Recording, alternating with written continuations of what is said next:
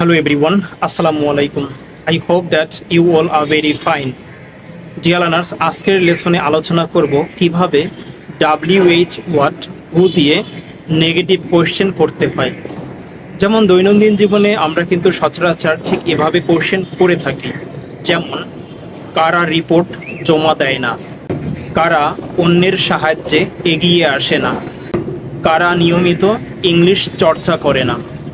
Dear learners, এই ধরনের বাক্য আমরা খুব সহজেই বাংলা থেকে ইংলিশে ট্রান্সলেট করতে পারবো একটি মাত্র স্ট্রাকচার শিখে। সুতরাং আজকের স্ট্রাকচার হচ্ছে হু ডোন্ট লার্ন ইংলিশ। এর অর্থ হচ্ছে কারা ইংরেজি শিখে না। ডিয়ার লার্নার্স, সেন্টেন্সের শুরুতে আমরা WH হোয়াট হু ব্যবহার করব এবং হু এর অর্থ যদি হয় কারা, তাহলে আমরা বুঝতে পারবো এটা একটা প্লুরাল সাবজেক্ট, যার জন্য সেন্টেন্সটা নেগেটিভ করার জন্য আমরা ডোন্ট ব্যবহার করব।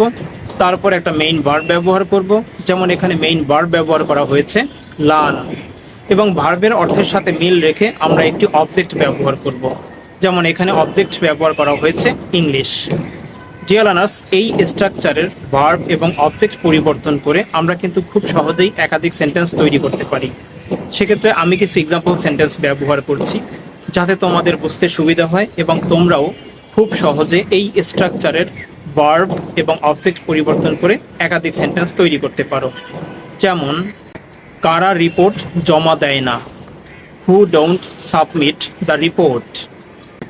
কারা অন্যের সাহায্যে এগিয়ে আসে না, who don't come forward to help others. কারা ইংরেজি চর্চা করতে চায় না, who don't want to practice English. কারা পার্টিতে অংশগ্রহণ করতে চায় না, who don't want to join the party. কারা বাজে অভ্যাস ত্যাগ করে না, who don't give up the bad habit. কারা নিয়মিত পত্রিকা পড়ে না, who don't read the news paper daily. কারা প্রতিদিন নামাজ আদায় করে না, হু ডোন্ট পারফর্ম সালাত ডেইলি। কারা প্রতি সপ্তাহে তোমার সাথে দেখা করে না, who don't meet you every week. কারা মনোযোগ দিয়ে কাজ করে না, who don't do the work attentively. কারা জীবনে ঝুঁকি নিতে চায় না, who don't want to take risk in life.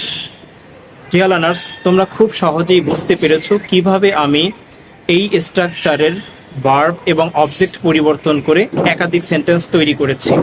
ঠিক একই পদ্ধতি অ্যাপ্লাই করে তোমরাও একাধিক বাক্য তৈরি করো, প্র্যাকটিস করো। Thanks for watching.